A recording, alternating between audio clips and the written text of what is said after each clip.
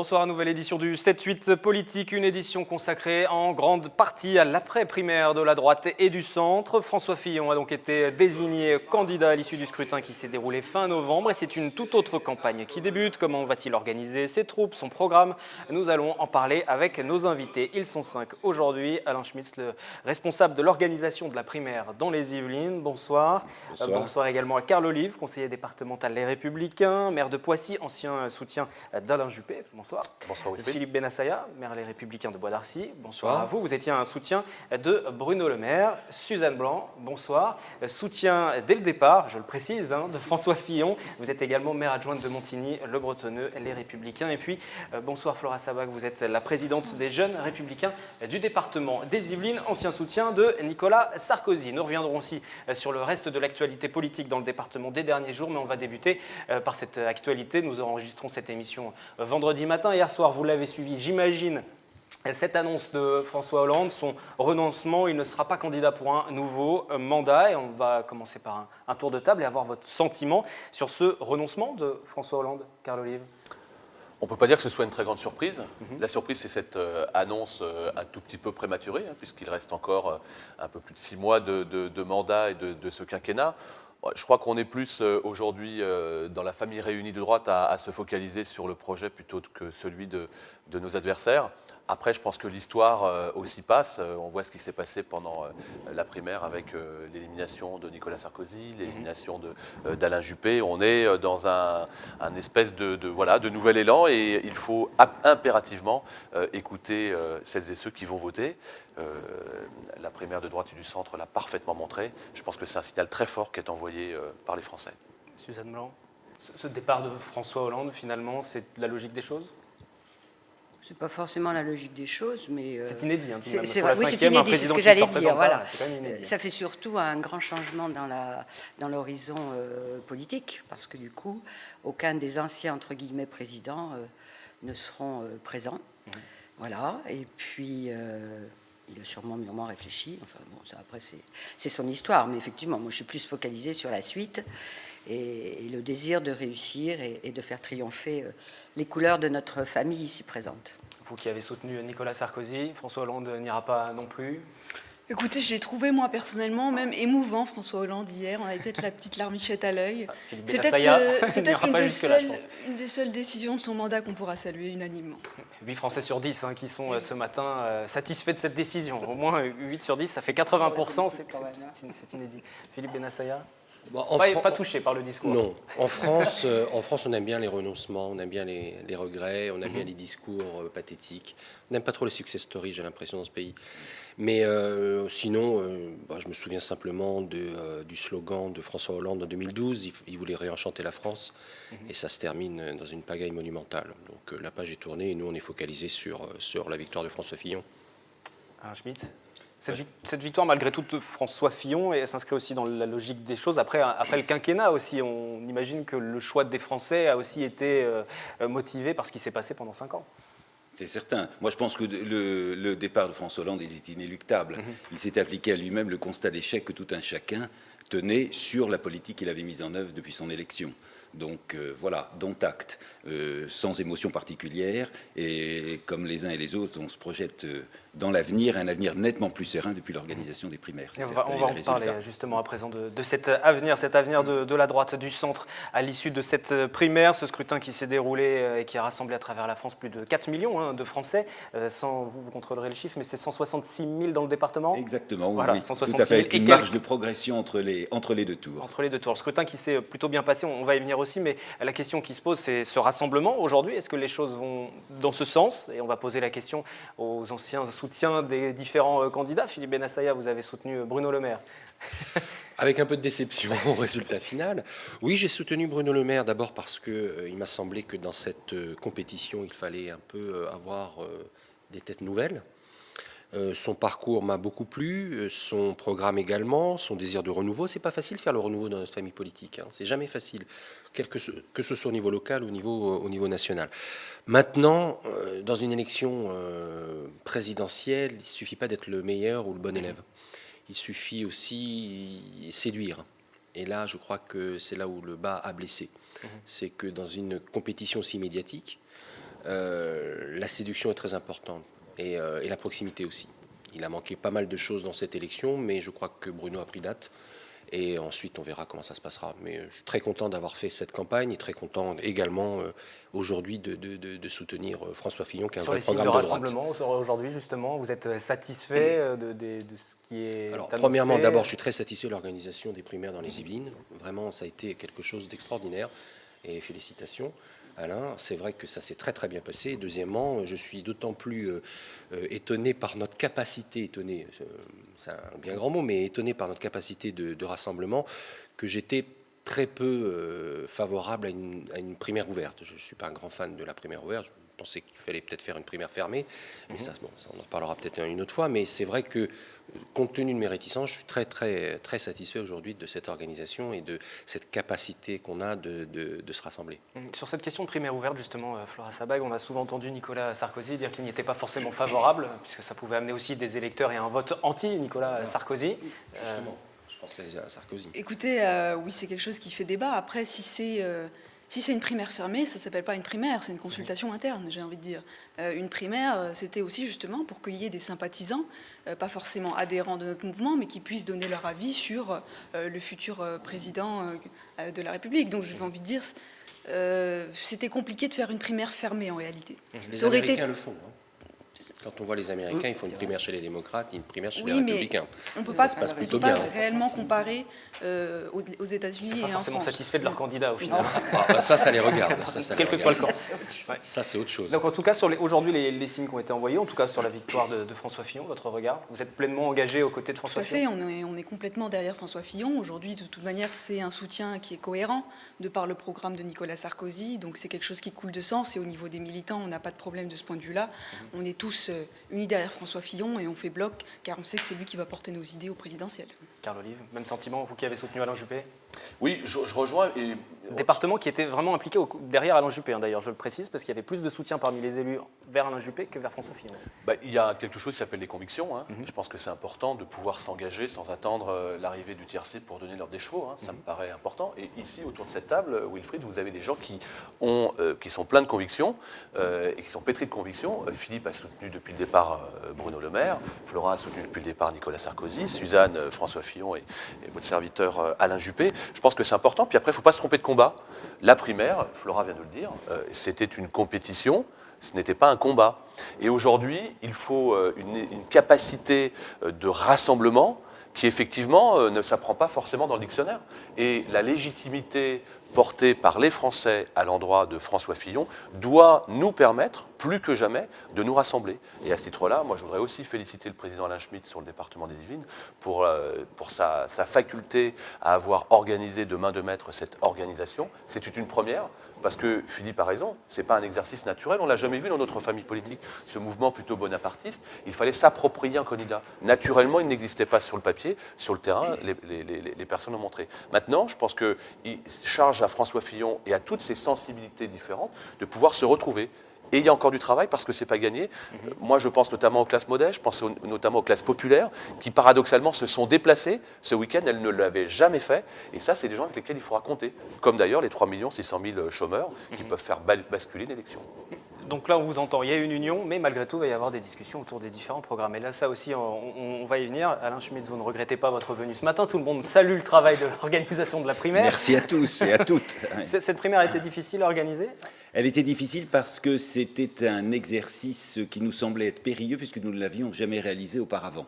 D'où cette incertitude relayée d'une certaine inquiétude. J'allais dire, je parlais de tous mes présidents de bureaux de vote. Alors c'est surtout un élan extraordinaire qui a su être donné parce que nous avons su rassembler 264 présidents pour tenir donc nos bureaux de vote à travers le département des Yvelines et mobiliser quelques 1500 militants qui ont servi évidemment d'assesseurs durant chacun des 2 tours de la primaire. Donc un exercice difficile. Le succès est bien entendu au rendez-vous, succès d'ailleurs qui nous a surpris puisque nous étions presque en manque et d'enveloppes et de bulletins. Heureusement qu'il y avait, j'allais dire, les bulletins et les enveloppes nécessaires au second tour qui avaient été donnés à chacun des présidents, mais même dans des villes comme Versailles par exemple, où dès 2 heures on sonnait le tocsin pour me dire attention, nous risquons de ne plus avoir de bulletins.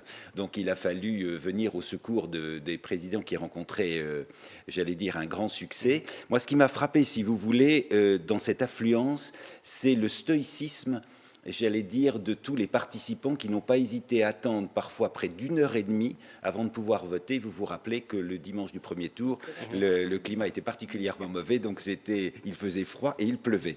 Eh bien, moi, c'est ce qui m'a vraiment impressionné, c'est-à-dire cette volonté du peuple de droite de vouloir s'exprimer à travers cette élection tout à fait novatrice, puisque c'était vraiment une première non seulement pour la classe politique, mais également pour toute la population yvelinoise. Et également, un point important, c'est qu'on a tout autant voté en milieu rural qu'en milieu urbain.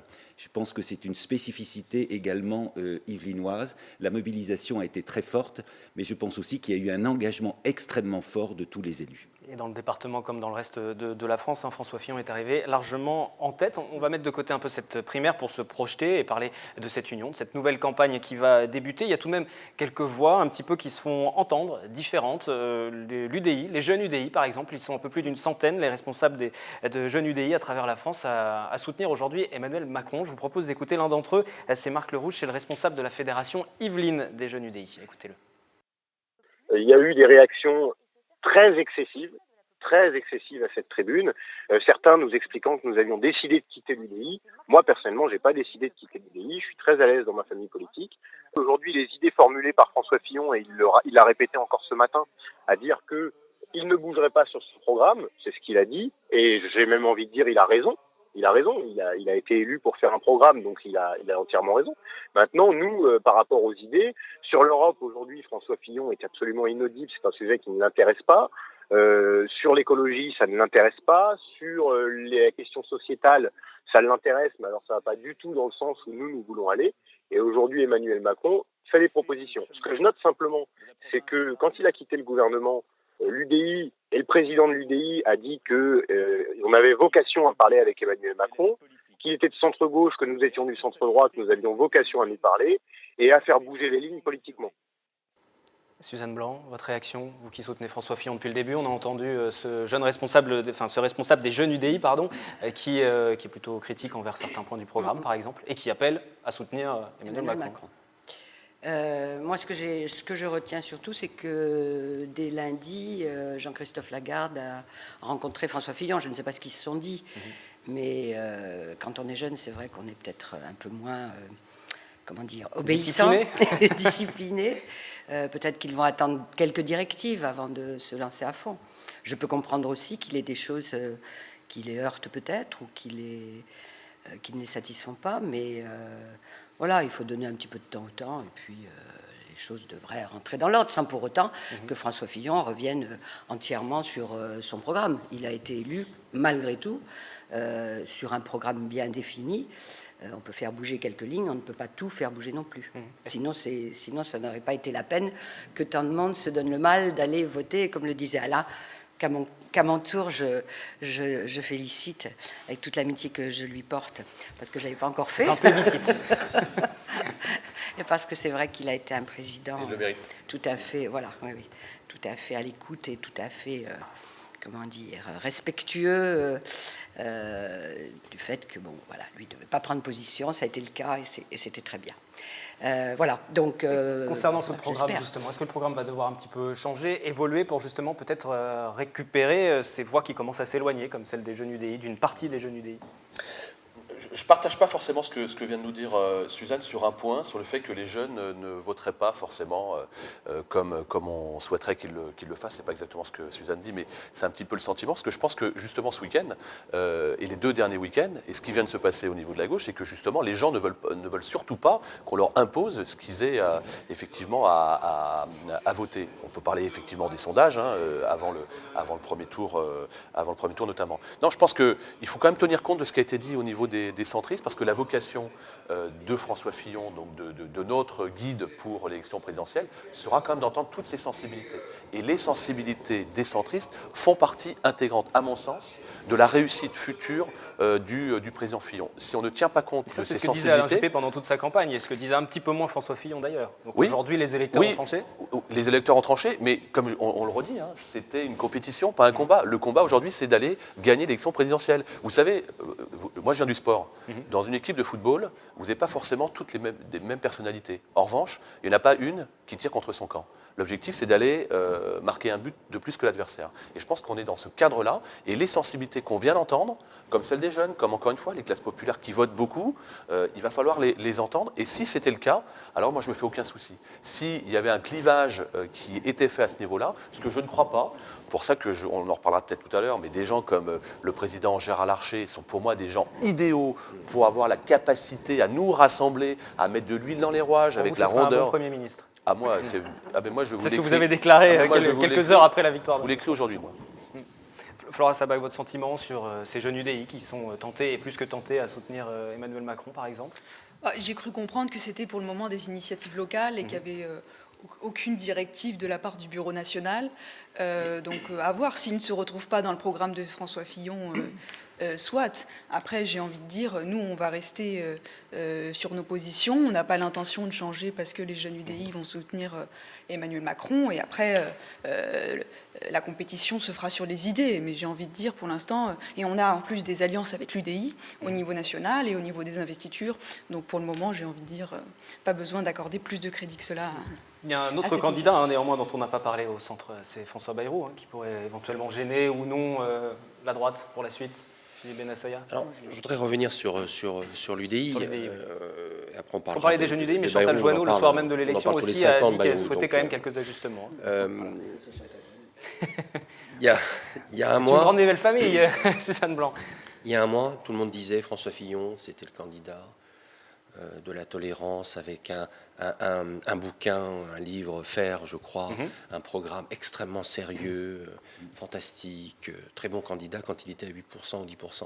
Et puis bizarrement, effet pervers de la primaire, il est devenu le méchant loup et forcément ça a des conséquences sur la jeunesse. Et bon, voilà, c'est pas sérieux. Bon, l'UDI a pris des positions tout à fait normales concernant la primaire de droite. Il faut savoir que François Fillon s'est adressé dans cette primaire plutôt à un électorat de droite, hein, même s'il y a eu un électorat de gauche, mais son programme des primaires sera probablement celui des présidentielles, mais il y aura peut-être une petite musique différente. Il adaptera son programme en fonction, bien sûr, des sensibilités qui vont arriver. Le corps électoral des présidentielles, c'est pas le corps électoral d'une primaire. Donc, forcément, quand on s'adresse à 4 millions de personnes, on ne s'adresse pas à 40 millions de personnes. Donc, forcément, tout ça va bouger, forcément. Et j'en reviens à ma question concernant François Bayrou. Est-ce que ça poserait un souci, une déclaration de candidature? Vous savez, sachant qu'Emmanuel Macron aussi, qu'on a évoqué tout à l'heure, prend quand même quelques voix, que ce soit à gauche mais à droite aussi. Il pose problème aux deux formations politiques. François Bayrou a voté François Hollande en 2012. Aujourd'hui, de nouveau, il prend position, s'il est candidat, et en fonction de ses déclarations de ces derniers jours, il prend position de nouveau contre la droite et contre le centre, une très grande partie du centre. François Bayrou fait exactement le même jeu tous les 5 ans. Il ressort, il re-rentre dans la vie politique tous les 5 ans. Bon, c'est une anecdote. Carl Olive, je vais vous faire réagir en tant que soutien d'Alain Juppé, ancien soutien d'Alain Juppé, qui a des discussions avec François Bayrou. Moi, je pense qu'il y a urgence à ce que François Fillon puisse rencontrer les différents interlocuteurs, que ce soit les représentants de l'UDI, parce que ce que disait Flora tout à l'heure est important quand même par rapport à ces jeunes de l'UDI. N'oublions pas qu'il y a eu des accords au niveau des législatives, et ce type de propos peut remettre aussi quand même en question par rapport à cela. Donc il est urgent que le président Fillon aujourd'hui puisse rencontrer ses interlocuteurs, y compris François Bayrou, parce qu'à un moment donné, si les positions ne sont pas claires, il faut effectivement en tenir compte. Maintenant, qu'est-ce qu'on a noté aux municipales, aux législatives et au régional, c'est que nous avons remporté ces séquences électorales parce que nous étions rassemblés et rassemblés dès le premier tour. C'est la clé du succès. Donc il faut faire un maximum d'efforts pour pouvoir partir rassemblés. Sinon, forcément, ça va effriter le décor avant même le premier tour. Et donc, on va réveiller une gauche qui était totalement lapidée, c'est ce qui vient de se passer, et donner un champ à un Emmanuel Macron qui est particulièrement intelligent, qui fait le sillon sur les terrains, qui a beaucoup de réseaux derrière lui et qui a, à mon sens, un discours qui est cohérent et qui va effectivement dans le droit chemin de ce que disaient notamment les jeunes de l'UDI. Alain Schmitz, vous n'avez pas soutenu de candidat normalement, puisque vous étiez en charge de l'organisation de la primaire. Mais appliqué à moi-même une obligation de réserve. Mais aujourd'hui, alors, quelle est votre position de aujourd'hui et votre regard sur alors, cette moi, ce que je voudrais victoire ajouter, c'est rappeler quand même qu'il s'agissait d'une primaire ouverte de la droite et du centre. Donc, cette volonté de rassembler, la haute autorité l'avait dès le départ, lorsqu'on a institué cette primaire, pour rassembler le plus large électorat de droite possible et du centre. Ça me semble quelque chose de fondamental. Donc, pour moi, le candidat qui est sorti aujourd'hui, triomphalement, j'allais dire, des urnes, François Fillon, a la capacité pour rassembler. Comme le dit fort justement Karl, évidemment, là, il s'était adressé à un public de sa famille politique, de droite et du centre. Il va falloir évidemment qu'il s'ouvre plus largement, puisqu'on sait que le succès au présidentiel vient du rassemblement le plus large possible. Donc c'est à lui, maintenant, j'allais dire, et à l'équipe qui est autour de lui, de trouver les mots qui feront flèche de tout bois, j'allais dire, pour sensibiliser cet électorat qui n'a peut-être pas voté spontanément pour lui au premier et au second tour de cette élection. Mais ce qui me semble important, c'est que cette volonté de rassemblement, nous l'avions dès le départ dans le cadre de l'organisation des primaires. Ce n'était pas l'organisation des primaires pour les Républicains. Non, nous avons voulu l'ouvrir puisque nous savons pertinemment que remporter les présidentielles, eh bien, il faut élargir très largement et très au-delà de sa famille politique. Ouvert à l'unanimité, des 7 candidats en lice au départ, donc c'était très clair dès le départ. Et la primaire de la gauche qui s'organise pendant ce temps, les choses s'accélèrent même avec le renoncement de François Hollande, c'était jeudi soir, 1er décembre. La gauche qui s'organise, les candidats qui sont sur le terrain, notamment dans le département des Yvelines. Arnaud Montebourg, par exemple, était à Maurepas il y a quelques jours, le sujet de Nicolas Dandry.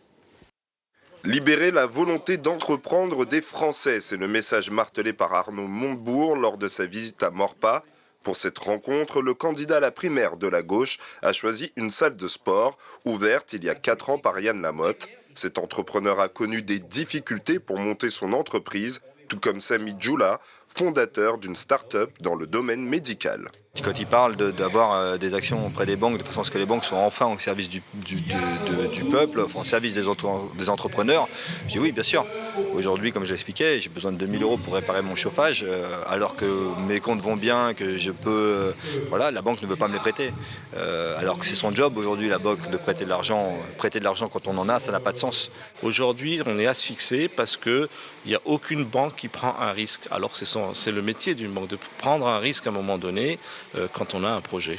Face à ces témoignages, Arnaud Montebourg met en avant certains points de son programme économique. Je propose qu'au contraire, on libère les Français d'un certain nombre de contraintes inutiles, moins de réglementation, moins de taxes qui pèsent sur la vie quotidienne. Je voudrais aussi créer une banque d'encouragement au risque qui cautionnerait le crédit bancaire pour tous ceux qui n'accèdent pas au financement.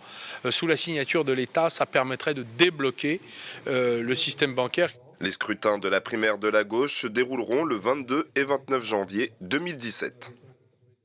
Aujourd'hui, on a le sentiment, et c'est même ce qui ressort des sondages, qu'il est admis que la gauche ne sera pas présente au second tour de l'élection présidentielle, qu'on assistera à un duel entre François Fillon et Marine Le Pen. Est-ce que ça peut être malgré tout un handicap pour la campagne de François Fillon, Suzanne Blanc, de partir dans cette position de favori aujourd'hui, et déjà qualifié pour le second tour et déjà même président? Ça peut être un handicap pour sa campagne? Moi, j'aime pas du tout ce genre de perspective. Non, c'est vrai, je n'aime pas du tout parce que ça peut démotiver, démobiliser. Et puis, on a vu ce que les sondages pouvaient construire. Oui, donc voilà. Donc les Français, ils ont déconstruit les sondages. Donc on n'en est pas là. La gauche prépare ses primaires, c'est bien. Et nous, on va continuer. Voilà. Et puis, on verra bien. Et puis, s'il y a Marine Le Pen et François Fillon au deuxième tour, eh bien, on verra bien aussi. Voilà. Mais pour vous, est-ce que la gauche aujourd'hui est d'ores et déjà condamnée? Est-ce que, par exemple, Flora Sabag, ce sera... Écoutez, pour le moment, je pense que la gauche, elle est tout simplement inaudible. Après, on va voir ce qui ressort des primaires de la gauche. Si la gauche arrive à faire émerger un nouveau candidat avec des propositions qui parlent davantage aux Français. Je veux dire, ne jetons pas pour le moment les dés. Tout peut très vite évoluer en politique. Donc on va voir, surtout si c'est un Arnaud Montebourg qui ressort de la primaire de la gauche, qui prendra, je pense, sur le plan économique, certaines idées à Marine Le Pen. Et donc dans ce cas-là, on retombera dans un clivage droite-gauche. Donc ne nous fions pas trop vite au sondage, attendons un petit peu et on verra ce qu'il advient dans les jours et les mois qui viennent. Philippe Benassaïa, vous préférez ce clivage gauche-droite ou un clivage droite-extrême droite? Personne ne peut prévoir ce qui va se passer dans 6 à 7 mois. Personne. Je vous rappelle qu'en 1995, Édouard Balladur devait être président de la République, en 2002, etc., en 2007, Ségolène Royal, etc. Donc, personne ne peut prévoir ce qui va se passer. Donc la gauche n'a pas perdu. Elle n'a pas encore commencé à se battre. Donc il faut attendre. Ce qui est très intéressant par contre, c'est qu'on va avoir vraiment des gauches cette fois-ci. Il va y avoir vraiment plusieurs courants intéressants. Il y aura forcément une clarification. Il y aura une clarification idéologique à gauche. Il y aura d'un côté peut-être ce centre dont on parle un peu, centre-gauche, hors clivage, qui serait incarné par Macron, une gauche plutôt social-démocrate à la Manuel Valls, une gauche de la gauche avec Montebourg et Hamon. C'est un débat qui commence à gauche, hein. C'est un long combat, comme ils disent. Donc c'est vrai qu'il faudra attendre ce qui se passe. Voilà, maintenant on a connu déjà en 2002 une confrontation droite-extrême droite. On a connu les mobilisations entre les deux tours. On a connu tout ça. Je fais confiance au landerneau médiatique pour faire monter tout ça entre les deux tours. On a connu tout ça. Nous, on est focalisé sur notre programme, on est focalisé sur notre candidat. Je pense qu'il y a un grand besoin d'alternance dans ce pays, un très très grand besoin d'alternance. Voilà, laissons la gauche organiser. Laissons la gauche organiser de très bonnes primaires, parce qu'il faudra être au niveau de la primaire de la droite. Il y a cette pression de 4 millions d'électeurs. La gauche, lors de 2011, avait mobilisé à travers la France un peu plus de 2 millions. C'était la moitié, mais c'était les premières fois aussi. Là, il y a eu aussi cette habitude de primaire qui s'est installée aujourd'hui. Concernant le programme, justement, est-ce qu'il doit y avoir une adaptation en fonction du candidat qui va ressortir de la gauche ? Moi, je dirais qu'en tant que porte-parole d'Alain Juppé et soutien de la première heure, j'aimerais retrouver un peu plus de sensibilité dans les prochains mois dans l'équipe de François Fillon, que je ne retrouve pas aujourd'hui, mais on est au lendemain de l'élection de François Fillon. Je pense que c'est important d'y intégrer toutes les sensibilités. Par rapport à ce que disait Philippe, c'est que moi, je ne suis pas tant inquiet, pardon de le dire, par rapport à l'état de la gauche. Je suis surtout très inquiet par rapport à la vitalité, pardon de le dire, de l'extrême droite, mais pas seulement en France, de ce qui se passe en Europe et de ce qui se passe dans le monde. Le sens de l'histoire, la Grèce, l'Angleterre, les États-Unis. Moi, je pense qu'il faut avoir un discours très clair pour faire barrage au Front National. Sinon, ce qui s'est passé, le sens de l'histoire, il est dévastateur. Sur les séquences, on l'a vu, sur les séquences électorales dont on parle parfois de vagues bleues, dont on parle de tsunami rouge, bon, c'est rarement arrivé, mais voilà, il y a eu des vagues comme ça, roses. Ouais. Donc, moi, je suis plus inquiet et je pense qu'il faut vraiment adapter, non pas le programme de François Fillon, mais être vraiment derrière François Fillon comme un seul homme. Sinon, il y a un vrai danger du Front National dans ce pays. Qui eût pu dire à la veille des élections aux États-Unis que le bon Trump allait sortir gagnant? Franchement, il y en a qui se sont endormis avec Hillary Clinton dans la tête et qui se sont réveillés avec le Trump le matin. Ça ne fait pas le même effet. Hein. Il faut savoir qu'à chaque expérience de gauche, excusez-moi, à chaque expérience de gauche en Europe, il y a une vague extrême droite. Et dans l'histoire aussi, si on remonte dans le XXe siècle, à chaque expérience de gauche, il y a une vague d'extrême droite. Et le barrage à cette extrême droite, excusez-moi, c'est la droite, c'est pas la gauche. Hein. C'est la droite qui peut faire barrage à l'extrême droite, même si pendant 25 ans, 30 ans, on nous a dit même discours, droite, extrême droite, même combat, etc. C'est faux, ça, c'était la meilleure défense, c'est l'attaque. Hein. Donc, mais le vrai barrage à l'extrême droite, c'est la droite, hein, pas la gauche. Du côté du Front National, justement, on n'imagine pas forcément que François Fillon soit au second tour. Écoutez, François Simeoni, c'est le président du Front National dans le département. Et puis juste après, écoutez aussi les réactions de Sandrine Grand-Gambe, elle est responsable du PS dans le département des Yvelines, des réactions qui ont été recueillies au lendemain de la victoire de François Fillon lors de la primaire. C'est vraiment le candidat ultralibéral qui porte ce projet de casse, mais je dirais même d'injustice sociale, parce que regardez par exemple l'augmentation de la TVA, 2 points qui prévoit qui ça va toucher, ça va bien sûr toucher les plus humbles. À côté de ça, il supprime l'ISF. Donc véritablement, nous, on porte un projet patriote radicalement en opposition avec ce candidat du système, quoi. Les élections sont encore dans suffisamment longtemps pour qu'il puisse y avoir des changements, et c'est pas du tout sûr. Moi, je n'imagine pas du tout, comme certains, le fait qu'une personne comme Fillon soit au deuxième tour. Dans les périodes de tourmente, il y a des règles, il y a des valeurs qui sont les nôtres, qui doivent être notre boussole. Et je pense que c'est la seule manière de trouver le meilleur d'entre nous, le meilleur candidat pour affronter une droite qui est de plus en plus réactionnaire sur le plan sociétal et qui est quand même très, très libérale sur le plan économique. Donc voilà, on a des primaires, on a un débat qui a un cadre, qui va s'organiser. Il faut juste respecter nos règles. Et à mon avis, c'est la meilleure façon qu'il n'y ait aucune contestation et que la dynamique de rassemblement elle soit là derrière. Je considère que ce soit Alain Juppé ou François Fillon ou Nicolas Sarkozy, on aurait eu de toute façon un programme très à droite, mais là, il est particulièrement en opposition frontale avec tout ce que on porte à gauche et au Parti socialiste. Je reviens tout d'abord sur ce qui a été dit par le Front National. Effectivement, François Fillon qui ne serait pas au second tour. Vous n'y pensez même pas? J'imagine. Je ne commande pas les sondages. Mais aujourd'hui, l'adversaire pour le centre et la droite, pour François Fillon, se situe où? Se situe à gauche? Se situe à l'extrême droite? Les deux. Les deux. Les deux. Et vous préférez quel adversaire dans l'optique d'un second tour? Je pense pas que c'est la victoire de François Fillon. Voilà. Au premier tour. Vraiment rester avec les qualités de toute l'équipe qui l'entoure, parce que je pense que c'est un gage, et on l'a vu, de légitime pouvoir pour effectivement mener un quinquennat pour reconstruire tout ce qui a été déconstruit pendant 5 ans, avec le résultat qu'on vient d'obtenir jeudi dernier de la part du président de la République. C'est une première dans la Ve République. Et la clé du succès, le point de programme particulièrement qui va peser, si je fais un petit tour de table, savoir ce que vous attendez avant tout du candidat François Fillon, le point de programme le plus important pour vous aujourd'hui, Carl Olive? Le rassemblement. Le rassemblement, parce que Alain Schmitt le disait à juste titre, la victoire de François Fillon à la primaire est une victoire qui a permis d'engranger plus de 4 millions de votants. La victoire de François Fillon, qu'on souhaite tous autour de cette table à l'issue de la présidentielle, ça sera bien plus que 4 millions.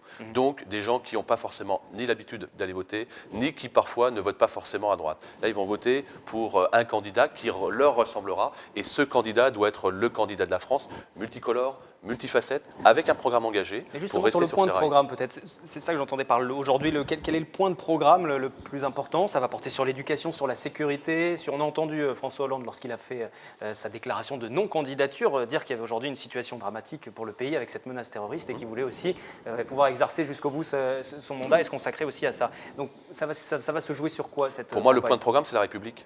Et la République, c'est effectivement notre identité, avec des règles, mais au sein desquelles tout le monde peut effectivement se retrouver. Et les règles, elles ne sont pas là pour être interprétées, elles sont là pour être appliquées.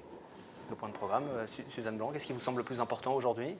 Moi, je dirais le point économique pour redynamiser le pays, sans pour autant dramatiser, comme ça a été fait au long de cette campagne par des gens extérieurs, bien sûr, de notre famille politique.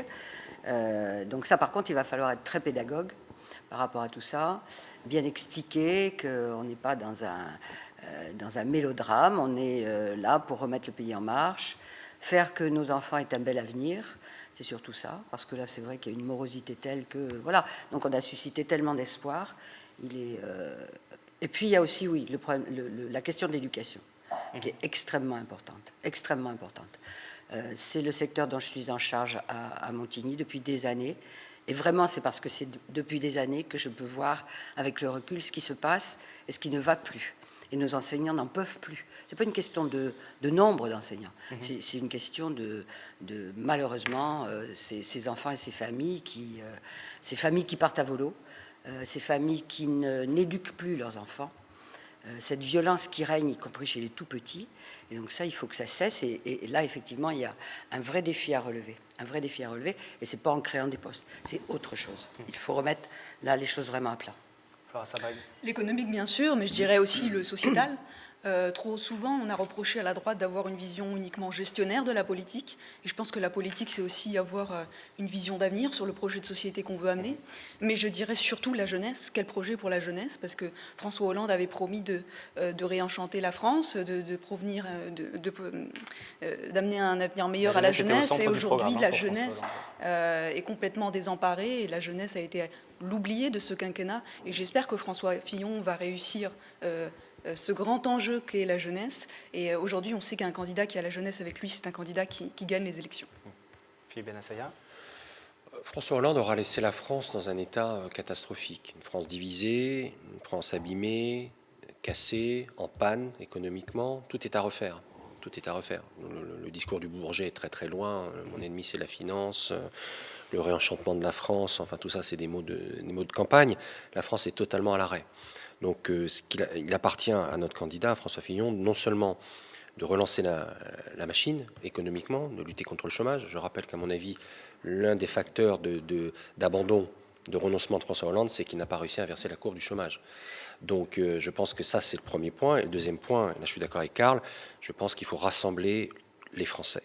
Je pense qu'on est dans une tension sociétale est extrêmement importante, et puis aussi mettre en valeur nos convictions de droite également, c'est-à-dire notre vision qu'on a de la République, du rassemblement, de la liberté, de l'égalité et de la fraternité. Et ça, c'est très très important pour nous de remettre ces valeurs-là au cœur de la société française. Pas l'égalitarisme, pas le communautarisme, pas tout ça. Voilà, tout ça, ça nous a amené aux divisions, ça nous a amené à tout ce qu'on a connu. Ce qui est important, c'est de remettre les valeurs de la République et remettre les valeurs de la France au cœur du projet société de François Fillon. Alain Schmitz, vous aurez le mot de la fin. Alors, vous le attendez mot de la aujourd'hui fin. avant Alors, tout, peut-être un mot qui n'a pas été prononcé ici autour de cette table, c'est le retour de la confiance. Les Français n'ont plus confiance en eux-mêmes, ils n'ont plus confiance en l'avenir, ils n'ont plus confiance en la fonction présidentielle. Il me semble fondamental que ce changement d'homme porté par cet élan populaire extraordinaire, sans précédent au sein de notre famille de la droite et du centre, puisse symboliser cette confiance et attirer à nous, j'allais dire, tout un électorat nouveau. Cette confiance, je pense que nous sommes tout à fait à même, avec François Fillon, de la concrétiser dans les faits et de pouvoir faire avancer la France tant dans le domaine économique que dans le domaine sociétal. Ça me semble être tout à fait fondamental. Donc, si j'avais un conseil à donner à toute l'équipe qui est autour de François Fillon, il faut que celui-ci continue à creuser son sillon avec beaucoup de sérénité, parce que je suis sûr que c'est cette sérénité qui attirera à lui une majorité d'électeurs. Merci beaucoup à tous les cinq. C'est la fin de cette édition du 7-8 politique consacrée donc au lendemain de cette primaire de la droite et du centre. Le prochain 7-8 politique, ce sera dans une quinzaine de jours depuis le Parlement européen. Vous en avez l'habitude. En alternance avec cette édition, Yveline, Nicolas Kirillovitz sera entouré des eurodéputés. Très bonne soirée.